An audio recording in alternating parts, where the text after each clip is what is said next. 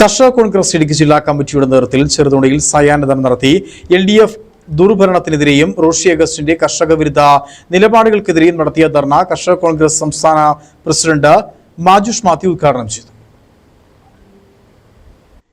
ഇടതുപക്ഷ സർക്കാരിന്റെ ജനവഞ്ചനക്കെതിരെയും ജില്ലയിൽ നിന്നുള്ള മന്ത്രി റോഷി അഗസ്റ്റിന്റെ കർഷക വിരുദ്ധ നിലപാടിൽ പ്രതിഷേധിച്ചുകൊണ്ടുമാണ് കർഷക കോൺഗ്രസ് ജില്ലാ കമ്മിറ്റിയുടെ നേതൃത്വത്തിൽ ചെറുതോണിയിൽ സായാഹ്ന ധർണ സംഘടിപ്പിച്ചത്.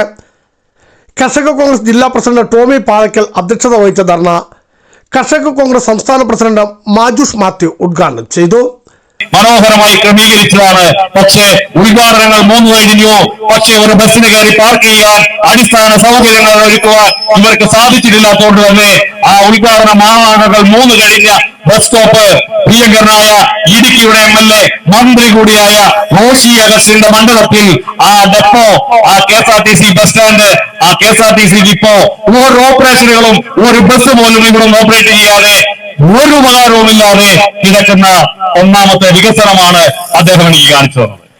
സമാപന സമ്മേളനം KPCC vice president Roy K പൗലോസും ഉദ്ഘാടനം ചെയ്തു.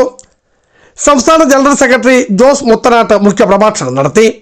യോഗത്തിൽ സംസ്ഥാന സെക്രട്ടറിമാരായ വർക്കി പൊടിപാറ, ബെന്നി കുന്നേൽ, KR രാമചന്ദ്രൻ, MD അർജുനൻ, ജോയി വർഗീസ്, ബാബു അത്തിമൂട്ടിൽ, അജയ് കളത്തുങ്കൽ, ജോസ് ആനക്കല്ലിൽ, തങ്കച്ചൻ കാരക്കാവിലിൽ തുടങ്ങിയവരും സംസാരിച്ചു. ബിജു വൈശൻ പറമ്പിൽ, ഇടുക്കി വിഷൻ ന്യൂസ്, ഇടുക്കി.